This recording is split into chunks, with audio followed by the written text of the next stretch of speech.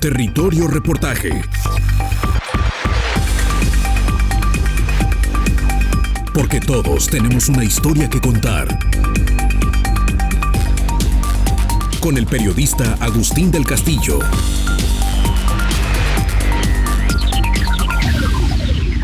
En la sociedad democrática siempre hay disensos, y los disensos pueden ser destructivos si se empeña la autoridad en imponer su visión sin escuchar a los otros. Es decir, descalificar a quien opina diferente, tenga o no sustento teórico en la experiencia o en el conocimiento técnico. La crisis de democracia se refleja en esa actitud que convierte el derecho humano constitucional básico a pensar diferente y a publicar una crítica como algo intrínsecamente malo que busca subvertir la tarea de una autoridad legítimamente constituida. En cambio, si se asume el derecho a la crítica, se escucha y canaliza idóneamente para obtener políticas públicas con fuerte legitimidad social, aunque no exentas de controversia. Hay de cualquier modo posibilidades mayores de que un documento rector, como lo es el Plan de Ordenamiento Territorial Metropolitano, POTMET, incida realmente en la realidad. Esto es lo que está a prueba ahora que la revisión del plan, que está en vigor desde hace 8 años, ha pasado las aduanas del Instituto de Planeación y Gestión del Desarrollo del Área Metropolitana de Guadalajara, IMEPLAN. Corresponderá a los cabildos de los 9 municipios metropolitanos hacer la aprobación final para convertirlo en un documento oficial. Pero a los expertos consultados por Territorio Reportaje les sigue sin convencer lo que leyeron en la revisión y lo que ha pasado todo el tiempo que ha estado en vigor. Eso lo reconoce con relación al agua el reconocido especialista en gestión hídrica Arturo Gleason Espíndola, entrevistado por vía remota debido a su estancia actual en Berlín, Alemania. Si uno está enfermo de alguna enfermedad o sospechas o ya es evidente tu cuerpo de una enfermedad, pues tú vas a un médico capaz o una serie de médicos capaces que te digan la verdad. Y dicen, oye, pues nomás con una aspirina se resuelve tu problema y créetela, porque si estás en contra, no, tú no vas a estar de acuerdo.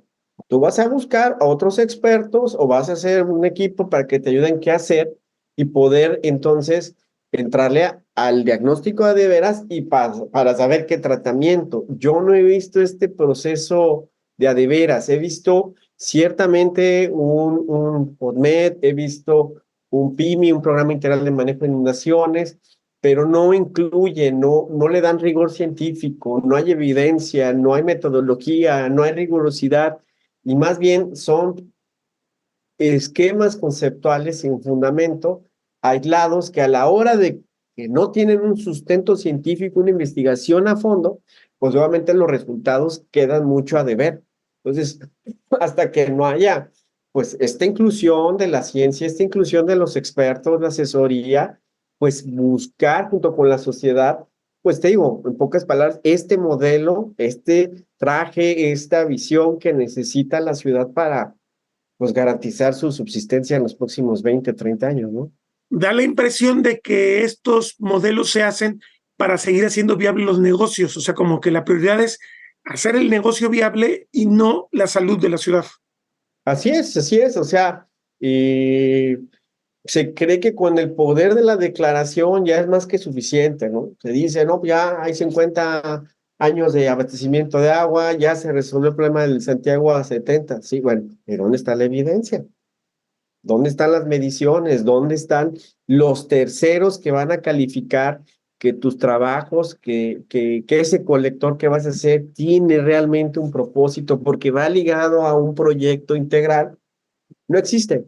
Entonces, pues lo que estamos viendo es, pues sí, perdón la palabra, una gastadera de dinero en cosas que no están resolviendo el problema de fondo y las consecuencias las está sufriendo la población y el entorno, ¿no? Nuestro hábitat, que pues cada vez es más inseguro, menos agua, más contaminación, ¿no? Porque eso también hay que ver, la contaminación del agua se expande cuando se inunda.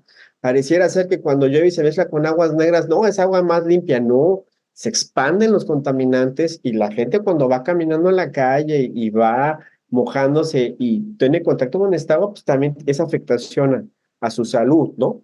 Y a largo plazo puede ser un peligro, ¿no? Se supone que cuando se habló mucho del IMEPLAN, se pensaba que esta iba a ser la instancia que iba a hacer posible estas soluciones metropolitanas. Estamos viendo que el IMEPLAN está generando tal vez información, tal vez documentos, pero la realidad no está siendo afectada. Supongo que para hablar de una gestión diferente del agua, necesitaríamos también un ente distinto metropolitano, ¿no? No sé si has meditado respecto a esto.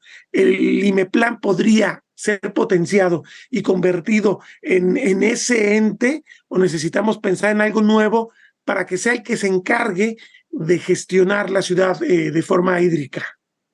Mira, pues bien, buena pregunta. Yo creo que con base en mi experiencia, he caminado en Guadalajara todos esos años en materia hídrica, creo que las instituciones han quedado rebasadas. Y primeramente porque creo que los intereses reales de crecimiento urbano no residen en la voluntad soberana del pueblo. Eh, los ejecutores o el poder ejecutivo en general, quien esté, responde más a esos intereses particulares de unos cuantos, y que lo que he visto es que lo disfrazan de IMEPLAN o el nombre que tú quieras. Yo creo aquí, y lo digo con base a haber participado en un sinfín de mesas y haber opinado en medios, en las mesas de trabajo, y ver cómo se articulan las políticas públicas en materia hídrica y de desarrollo urbano, pues obviamente esto se hace al amparo de la ignorancia de las mayorías. O sea, la sociedad la veo en una dinámica no consciente, sufriendo las consecuencias y acá tomando decisiones que aparentemente tienen buena intención, pero a la hora de la ejecución quedan a deber. Yo creo que tenemos que hallar la forma de que el ciudadano común y corriente, que está siendo afectado principalmente por la escasez, por la calidad del agua y las inundaciones, crear esos espacios o esa manera de que se involucre, ¿no?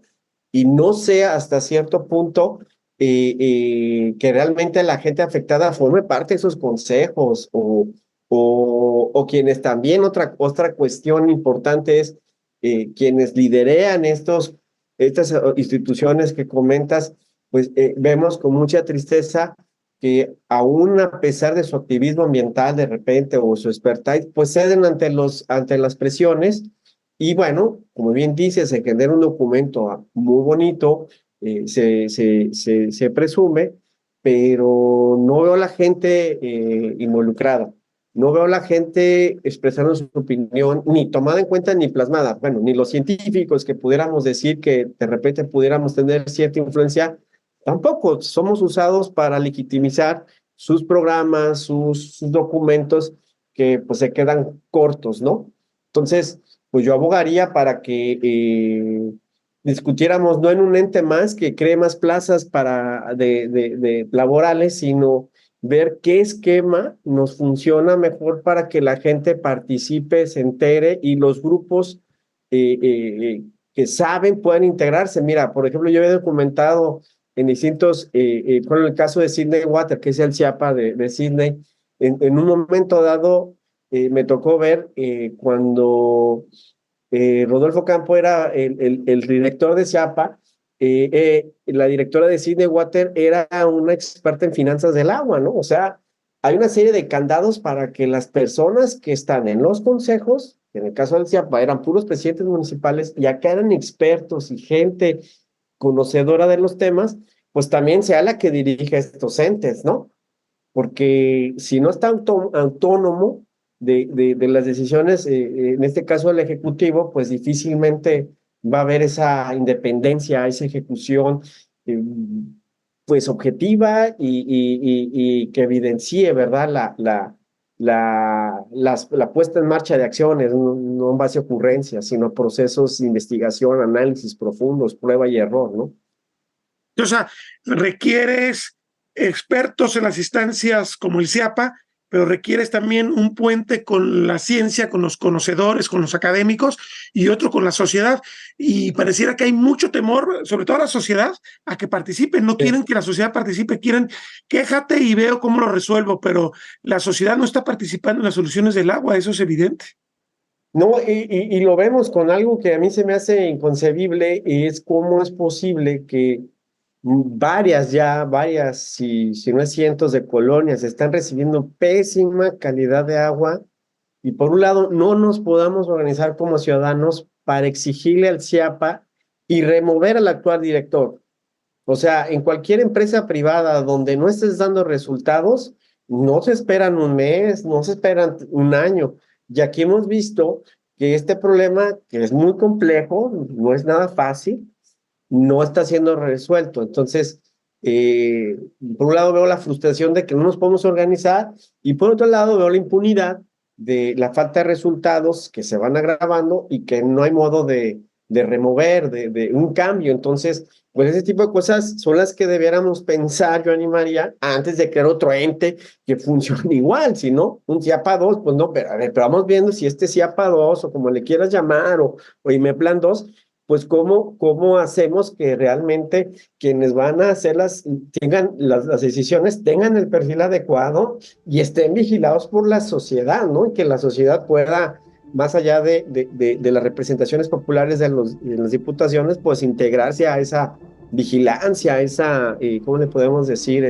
Pues sí, vigilancia para observar, decirle al gobernante, no da resultados en un mes, pues, o en tanto tiempo, pues con permiso, hay que darle oportunidad a otra persona, ¿no? Porque digo, queda claro que hay que enfrentar los intereses económicos y no se les está enfrentando, porque los intereses económicos están entreverados con la política, evidentemente. Sí, sí, claro, sí. Me queda claro que la planeación urbana no la hacen urbanistas, ¿no? Las hacen quienes tienen el poder económico de decir dónde va una construcción, porque luego te metes a otro tema también muy delicado, el tema de las concesiones, ¿no? Predios que antes eran de uso agrícola, ahora lo compran los urbanizadores y no cambian el uso del tipo de concesión y se aprovechan de esas concesiones para seguir extrayendo agua. Entonces está bien, es otra cuestión bien delicada, todo el mercado negro de las concesiones de agua, que pues tanto agricultores en gran escala y los urbanizadores también están apostando para crecer sus negocios, ¿no? Entonces es otro esquema que pues no se platica, no se ve con cuidado, porque pues prevalece ese interés.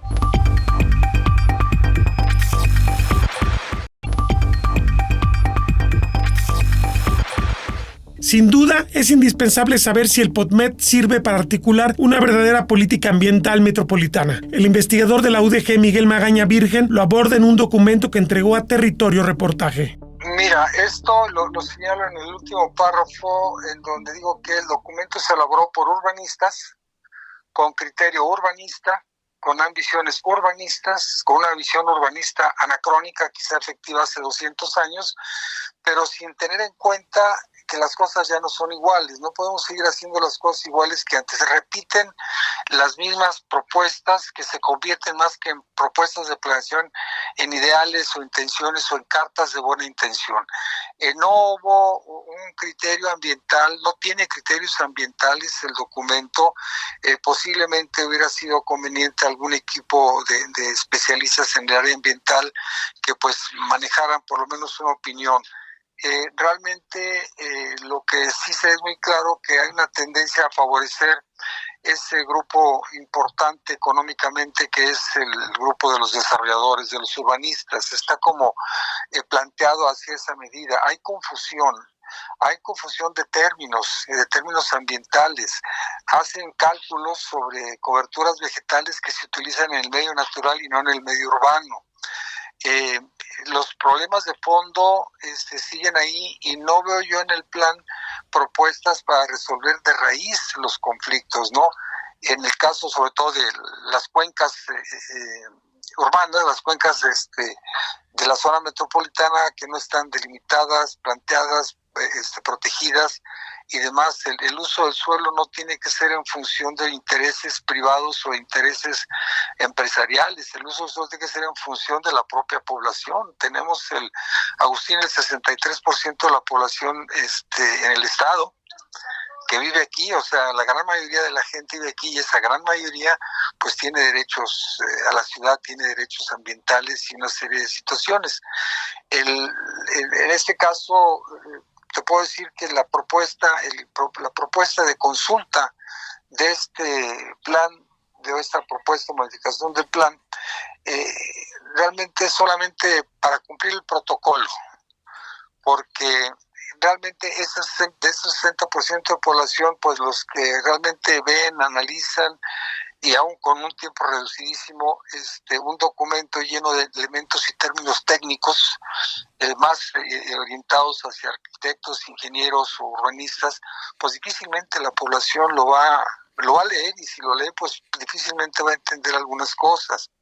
Entonces también esa forma de ponerlo a consulta pública es solamente cumplir el protocolo, porque realmente, aunque sí se reciben opiniones muy pocas en función de lo que se necesita, no es significativo las respuestas que tengan, y además son respuestas que llegan y ahí se quedan y pues se archivan, y realmente difícilmente el sistema y el criterio de la administración pública va a modificarse.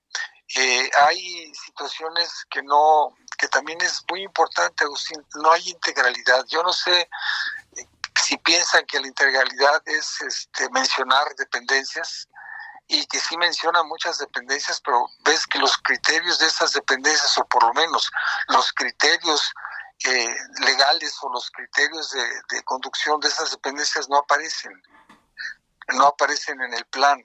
Es un poco como que, bueno, vamos mencionando a tanta gente aquí, y tales dependencias y tales personas y demás, pero tú al leer el documento con detalle te das cuenta que son, por eso digo, criterios estrictamente urbanistas.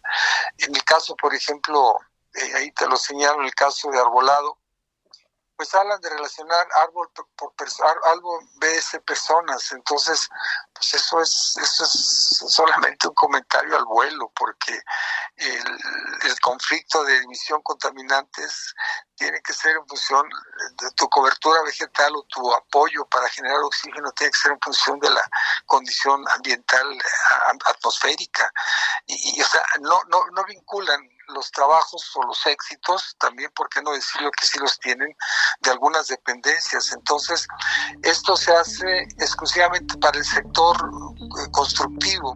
Magaña Virgen lamenta la escasa participación ciudadana en el proceso. El IMEPLAN manda su propuesta a la población civil. Nunca encontramos, Agustín, opiniones o conceptos de lo que son las diferentes instancias gubernamentales, federales, estatales y municipales. No se encuentran ese tipo de opiniones, por lo menos pues para que les echen porras, ¿no? Porque bueno, uno se pregunta, Agustín, ¿qué piensan las áreas responsables de la basura? ¿Qué piensan las áreas responsables del arbolado?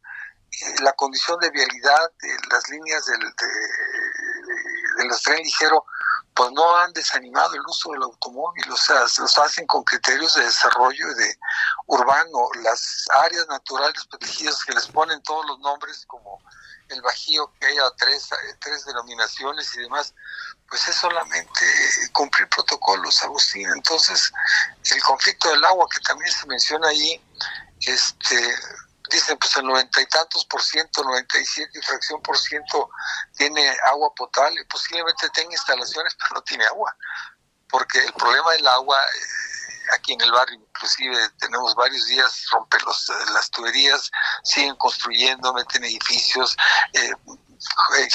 generan conflictos en las fuerzas del agua, en la presión del agua, están agrupando los conflictos, basura, vialidad, falta de elementos ambientales con el tipo de sistema constructivo. En un lugar donde había una casa con 10 habitantes, quizás en un edificio con 100 departamentos, estamos hablando de 200 automóviles y de por lo menos 400 personas, y entonces esa vinculación o relación de personas con los metros cuadrados de áreas verdes que quieran se rompe. Es como cargar a una camioneta de 750 kilogramos de peso máximo, le ponen 2 toneladas. Claro. Eso es en la vinculación. Entonces, si tú lo ves y lo puedes relacionar, lo que es con la contaminación atmosférica, la vialidad, las áreas verdes, la integración de las áreas verdes, no sé, hace cuánto que no se inaugura otro parque tipo metropolitano. Sí, claro, 30 años. ¿Hace cuántos miles o cientos de miles de metros cúbicos de concreto no se da una atención a esa condición? Y no solamente que haya árboles, sino la misma condición del tráfico pues está generando más problemas de contaminación.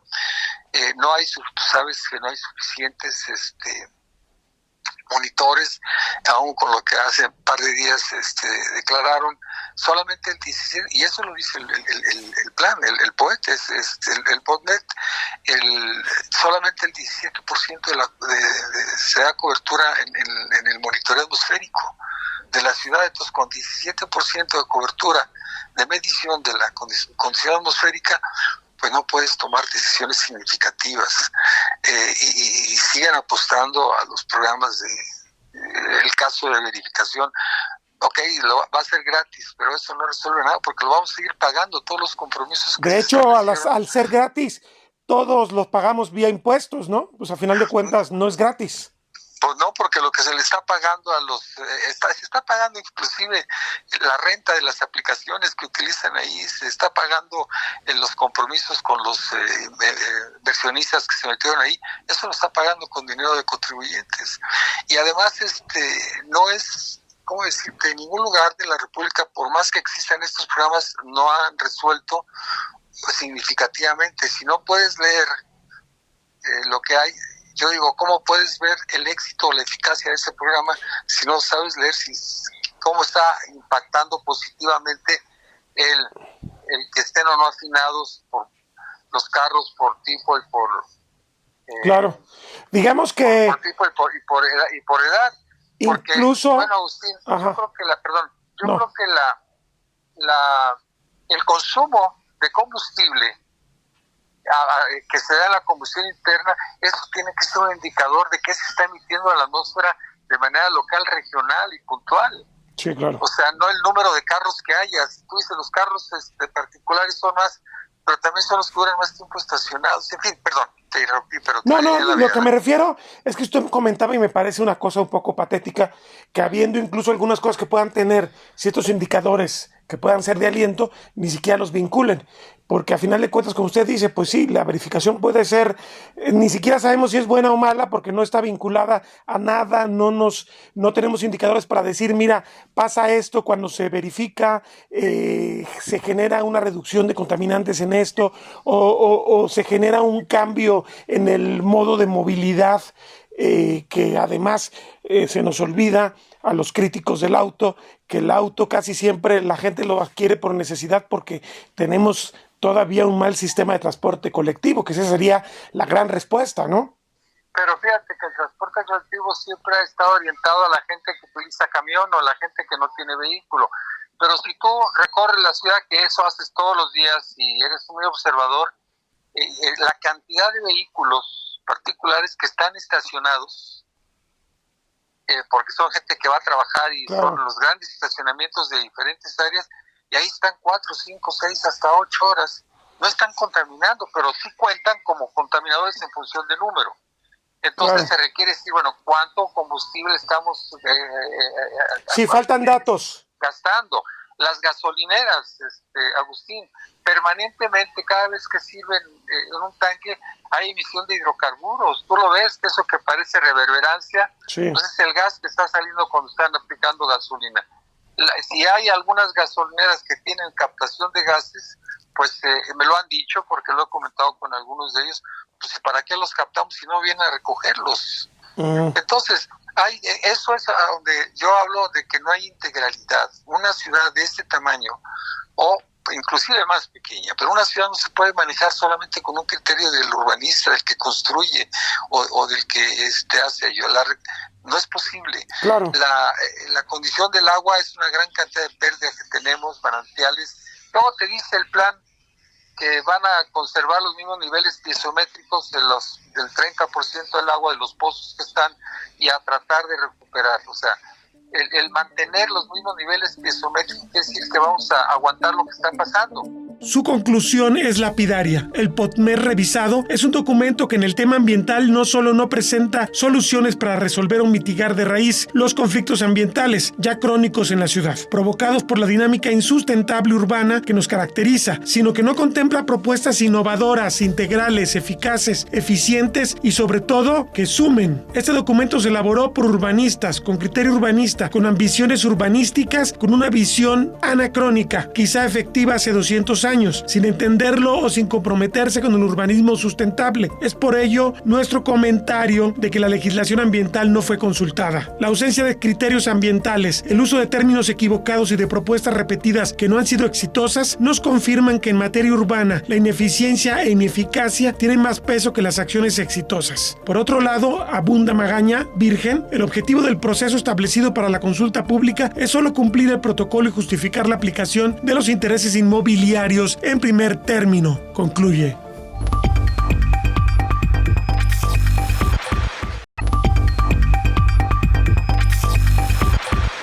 Ya lo advertía semanas atrás el experto urbanista Miguel Ángel Rodríguez Urrego. Va un segmento inédito de la entrevista que sostuvimos con él en Territorio Reportaje. Sí, porque vas a tardarte años en hacerlos y el poder y el mercado va a avanzar a su ritmo.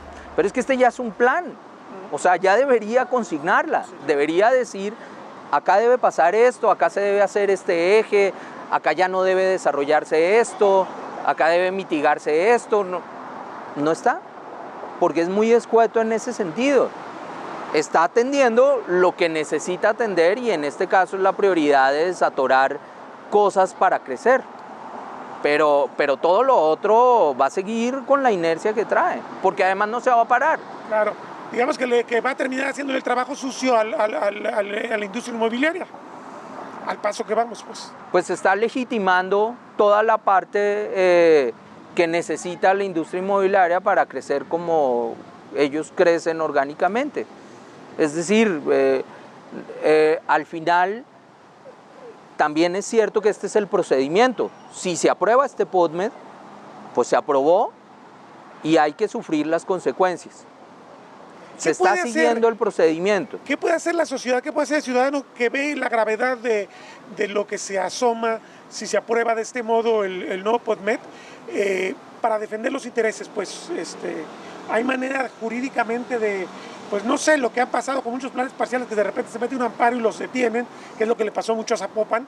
No es tanto la virtud de Zapopan como municipio, sino que enfrentó mucha fuerza ciudadana que no quiso que sacara así sus planes parciales. Yo me preguntaría si existe ese músculo ciudadano para enfrentar estos intereses. Desafortunadamente no. Una de las cosas que está, por ejemplo, no ha habido una sola universidad que diga algo. Y eso es gravísimo. No ha habido agremiados que digan algo, que planteen algo, ni siquiera a favor. O sea, simplemente es cierto que el desarrollo metropolitano todavía es algo nuevo digamos, en la bandeja de planeación y mucha gente ni siquiera entiende hacia dónde van y eso. Y no me refiero solo al ciudadano, sino a actores políticos. Es decir, habría que ver si los regidores saben qué van a aprobar y qué implicaciones tiene. Entonces, el tema ahí es, todavía quedan instancias, es decir, claramente el PODMED ahorita que está en consulta debe atender las observaciones, modificar lo que sea procedente.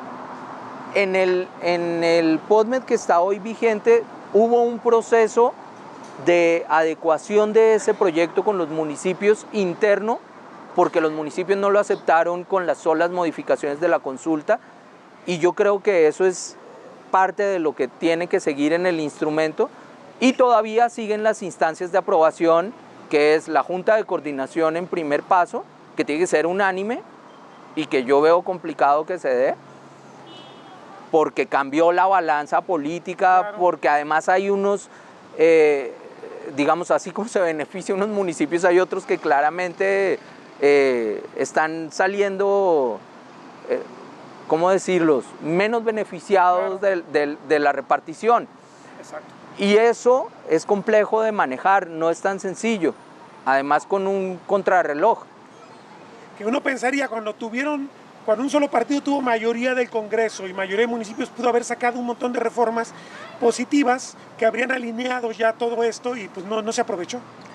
No sé, yo no creo que haya sido nada más como se me pasó. Yo creo y tengo elementos claros para decir que hubo un interés de no atenderlo. O sea, yo podría decir de primera mano que toda la reforma al marco legal yo la pedí siendo funcionario. Eso fue hace más de 2 años. Y se intentó promover y eso, teniendo mayoría en el Congreso, no se movió. Porque no es un tema que interese a muchos y sí perjudica a muchos. En el sentido, digamos... El modelo de negocios de muchos. Entonces a nadie le interesa mover como el tablero como está, porque el tablero como está dejando las cosas que se necesitan. Sí, un IMEPLAN fortalecido, con dientes, no le conviene a una industria que ha hecho fortuna con el crecimiento distópico de Guadalajara. Yo diría que no le conviene si siguen manejando el negocio como lo manejan ahora, que es con un alto nivel especulativo, con unas ganancias absurdas, con todo el peso, con toda la carga urbanística para el municipio y todos los beneficios para el privado. O sea, hay modelos de negocio que son sostenibles en muchos sitios, incluso de Latinoamérica, en Brasil, en Colombia, en Argentina, hay buenas referencias, hay cosas que se pueden hacer, hay cosas que se pueden mejorar, pero evidentemente eso sí implica un cambio del modelo de negocio. Y el IMEPLAN debería ser el promotor de ese cambio de visión. Si el IMEPLAN se alinea con los otros, pues lo que se está volviendo es nada más un peón más en esa cadena. Y pues es triste porque la construcción del IMEPLAN y todo lo que logró daba para que pudiera llegar allá. Pero se necesita, a mí me parece que es un poco de visión y un poco incluso hasta de ética. Es decir, acá yo también veo, hay muy buenos técnicos en IMEPLAN, pero muchos hicieron lo que hicieron y ahí está. Entonces hay cosas que rayan ya con el, si yo me presto a hacer eso, pues también no estoy aportando y eso es una cuestión ética. El tema del agua es esencial para la salud futura de la ciudad. Al experto en hidrogeología, Marco Ramírez, le preocupa lo que vio en el POTMET. Este es su análisis. En función a las observaciones que hice al POTMET, sobre todo en criterios de regulación territorial en el punto 2.1, donde dice: las acciones urbanísticas que se desarrollen en reservas urbanas deberán implementar obras de infiltración de agua pluvial, de manera que se compense la capacidad perdida por la superficie impermeabilizada, evitando la desestabilización de los taludes, así como el aumento del riesgo de inundación en la zona baja de la cuenca. Pues para mí, para desarrollar la recarga de acuíferos en primera instancia hay que entender que se debe basar en las condiciones hidrogeológicas. Esto es, que será necesario realizar un atlas de infiltración en función de los flujos preferenciales y de los cuerpos subterráneos y superficiales. Aunado a esto, con el tipo de suelo. Estos últimos no se conocen y algunos de ellos afloran en superficie, cuenca abajo, propiciando inundaciones. El reciente estudio de agua subterránea solo caracterizó de manera conceptual el acuífero potencial que está a mayor profundidad. La recarga de acuíferos tiene su metodología, lo cual considera la captación y encauzamiento de manera superficial, subsuperficial y profunda, metodologías que un especialista en hidrología subterránea puede dominar. Ya lo he mencionado, un hidrogeólogo es el que ha tallado el lápiz en geología, geofísica, hidrología superficial y subterránea, además de geoquímica, condiciones del especialista que debe dirigir esta implementación. En el punto 2.2 dice: independientemente de las zonas federales que determine con agua, todas las acciones urbanísticas deberán garantizar el trazo natural de los cauces y cuerpos de agua naturales y artificiales, ríos, lagos, lagunas, arroyos, humedales y manantiales, presas, vasos, reguladores y bordos, evitando su intervención, entubamiento, canalización y o desvío de los cauces y cuerpos de agua definidos en la zonificación primaria, lo anterior permitiendo la prestación natural de los servicios ecosistémicos sin modificación alguna. Pues aquí hay una incongruencia en el sentido de que hay zonas etiquetadas como reserva urbana, en donde es una zona que debería considerarse como recarga de acuíferos, digamos la zona Avenida Universidad y Juan Palomar en Zapopan. Es una zona que es un abanico aluvial con cauces muy definidos y con condiciones para la recarga natural de acuíferos.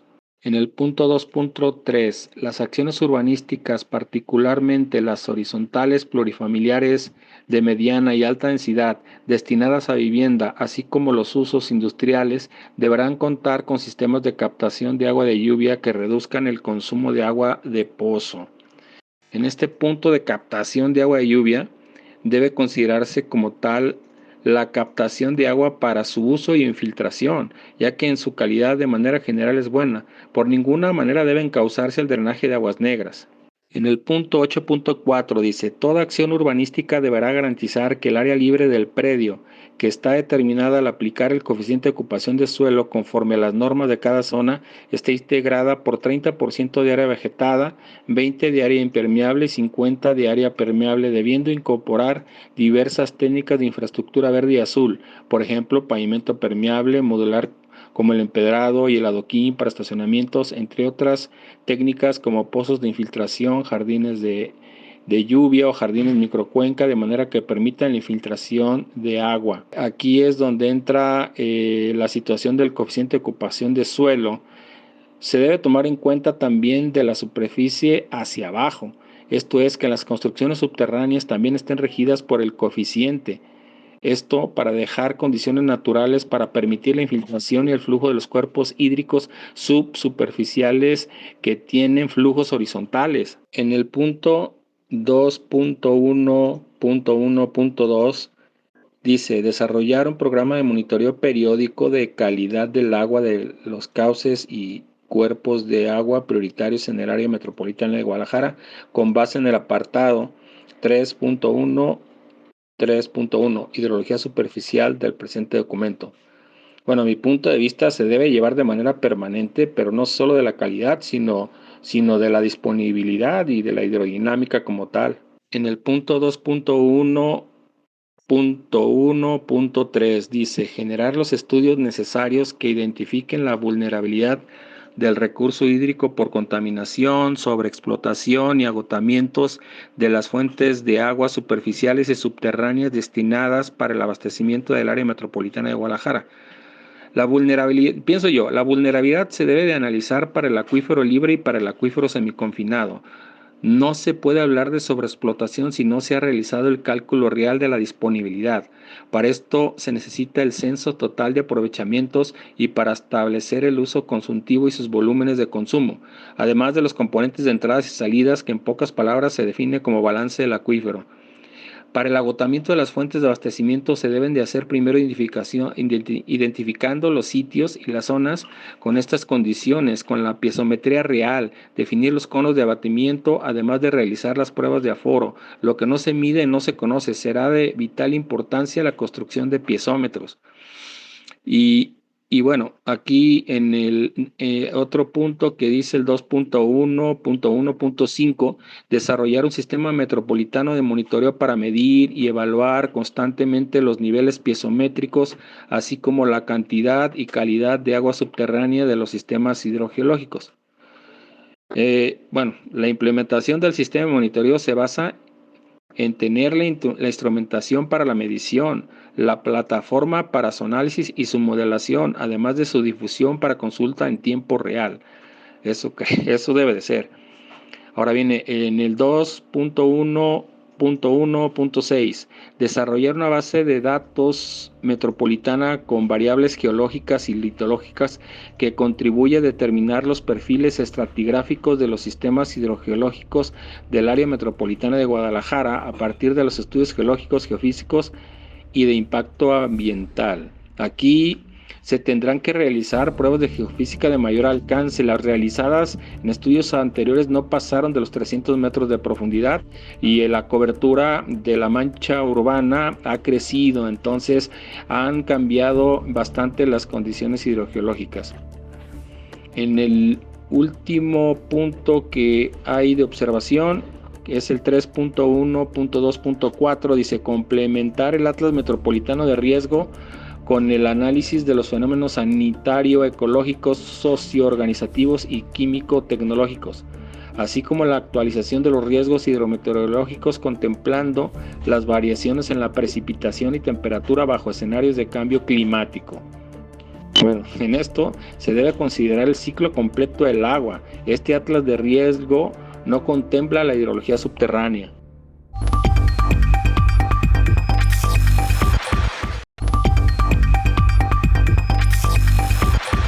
Arturo Gleason Espíndola no ve mucha esperanza en el ejercicio del PodMed para el tema agua. Cree que la propaganda y la administración de aspirinas no hacen otra cosa que disfrazar los verdaderos intereses que a su juicio están detrás de la gestión metropolitana. Viene un nuevo gobierno estatal, una nueva administración, y yo no veo que tenga como ideas diferentes a las del anterior. O sea, pareciera que sigue habiendo un divorcio entre la ciencia, entre ustedes los expertos y la burocracia del agua estatal en este caso, y yo no sé si realmente va a haber alguna solución a corto plazo, que seguimos perdiendo el tiempo pues haciendo parchecitos nomás y siempre con el pretexto de que nunca hay dinero para resolver a fondo los problemas. Sí, pues obviamente tiene razón. Sí veo que esta nueva administración del gobierno de Jalisco pues no va a cambiar mucho. Basta ver el perfil de nuestro actual gobernador electo, y quienes la acompañan, y pues son parte también o han estado en estas decisiones también luego raras, ¿no? De urbanización, de autorización, de cambios de uso de suelo. Bueno, a Pablo Lemus se le ha señalado claramente por su vinculación tan cercana como empresario a las empresas inmobiliarias. Uno no pensaría que tiene las herramientas para dar un golpe de timón y decir vamos a cambiar lo que está pasando. Pues, por ejemplo, el caso del predio ahí en Huentitán, en Periférico Norte y la Calzada, o sea, sus posicionamientos pues han sido más a favor de la construcción de todos estos proyectos inmobiliarios. Entonces, sí, lamentablemente, pues ojalá me equivoque, no veo una política de restauración, de modernización. Y luego ves a sucesores del agua, pues más bien creo yo que el perfil que ellos requieren en temas de agua y seguramente en otros temas especializados de injerencia pública, pues requieren gente que les diga que sí a todo. Entonces, pues lamentablemente no todos pensamos igual así. O sea, el tema, en el caso del agua, es un tema, pues ya lo ha dicho la ONU, 2030 es un corte de caja que hay que tomar en cuenta en cuanto a suministro, en cuanto a saneamiento, y yo no veo en la realidad que haya una ruta crítica para poder abastecer de manera sustentable a las personas de agua. Este tema de las inundaciones está siendo más complejo. Entonces yo abogaría y alentaría pues a que la población jalisciense que me escucha pudiera tomar mayor conciencia y haber un cambio en nosotros, un despertar, porque el perfil de quienes van a estar al frente de la administración pública es eso, expertos a modo, que les digan que está bien y que no sea tan complicado, ¿eh? Porque cuando alguien me escucha en mis análisis científicos, dicen, es que debe ser muy sencillo. Bueno, es que cuando tú traes un cáncer y tienen que hacer esto y esto y esto y esto y esto, pues sí, o sea, trato de explicarte lo más sencillo posible, pero no es sencillo. O sea, estás hablando de una deterioro del ciclo del agua enorme y una infraestructura vieja, sin monitoreo, como una máquina caminando a fuerzas. ¿Cómo puedo decir que se puede resolver con una presa, no? O con Pero una bueno, planta. Si dividimos la ciudad en microcuencas y encontramos microcuencas que puedan tener soluciones más inmediatas, más baratas, entre comillas, pues le mandaremos un mensaje a la sociedad de que sí se puede resolver, ¿no? Sí, claro.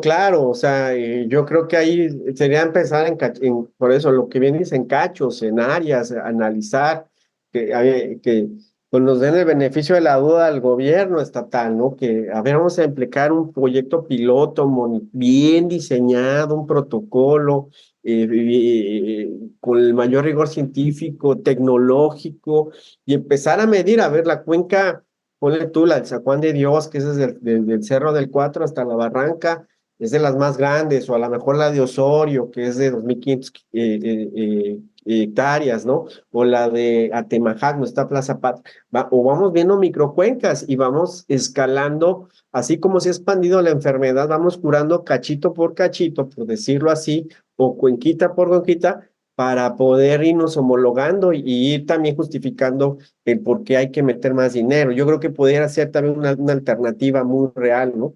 Lo pudiéramos hacer ciencia, ONG, si el gobierno estatal no lo quiere, bueno, pues vámonos convocando, vamos juntándonos a buscar financiamiento si es que la autoridad pues trae otra ruta, ¿no? Que es la del colector o la gran presa a resolver el problema de inundaciones. Pero digo, la realidad es que políticamente y jurídicamente los municipios son los rectores del desarrollo urbano y es necesario involucrarlos, ¿no? En las soluciones. Claro, Tienen que claro. convencerse los municipios, ¿no? Sí, por supuesto, tiene que ser convencerse, pero pues yo viendo ya el tejido gubernamental a veces tan afectado, cómo se toman decisiones sobre la irracionalidad. Ojalá, y hago un voto de confianza para que los nuevos alcaldes de las distintas marcas que llegan al poder fueran más sensibles, pero debe quedarles claro que el poder descansa sobre la soberanía del pueblo, ¿no? Y ese es donde yo abonaría para que los políticos sintieran que no tienen cheque en blanco para hacer lo que quieran, que hay una sociedad que estamos al pendiente, que estamos analizando el problema, que queremos hacer proyectos multidisciplinarios, que ahí es donde yo creo que pudiera empezar a cambiar la cosa y que ellos pues asumieran su papel como tal, porque a la verdad el uso de suelo lo cambian a capricho y ahí empieza el desorden urbanístico y bueno, no responden a las necesidades reales de la población que están gobernando, ¿no? De acuerdo, Arturo, pues no sé si tengas algún apunte final, me parece que más o menos abordamos, pues digo, lo que es un poquito eh, inquietante o lamentable es que seguimos discutiendo cómo hay poca sensibilidad a la crítica y a la necesidad de cambiar los esquemas. Los esquemas siguen siendo los mismos, pese al PODMED, pese al IMEPLAN, pese a la Secretaría de Gestión Integral del Agua. Pareciera que cambian los nombres, pero no cambia la realidad. Pues yo abonaría este último comentario que no tenemos todo el tiempo del mundo. Platicaba con otra periodista en la semana. Yo empecé en el tema del agua en 1996 con el ingeniero Vargas Sánchez. O sea, ya son más de 25 años. Pues creo que tener una película triste de cómo ha sido deteriorando el ciclo del agua y la infraestructura. Yo llegué a meterme en los colectores con el profesor Vargas. Me ha tocado ver cómo el agua negra se ha ido deteriorando igual, más contaminada, las inundaciones cómo han crecido. Entonces, la pregunta es, ¿y hasta cuándo? Y esa va para todas y todos, o sea, no nada más para el gobierno. ¿Hasta cuándo? Y mi pregunta también es, ¿no será demasiado tarde?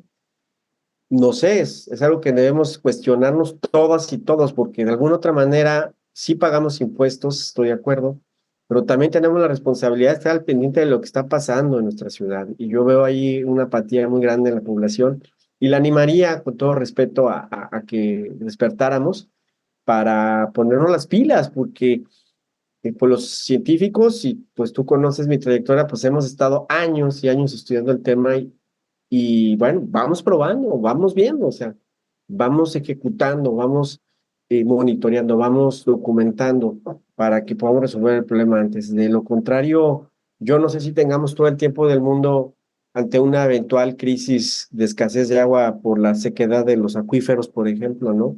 O un colapso de la ciudad por los drenajes, ¿no? Grandes socavones en distintos puntos. No lo sé, o sea, ¿cuándo va a caer San Juan de Dios? No lo sé, o sea, ¿cómo saberlo? Pues hay que estudiarlo, hay que monitorear, hay que ver qué está pasando debajo del San Juan de Dios.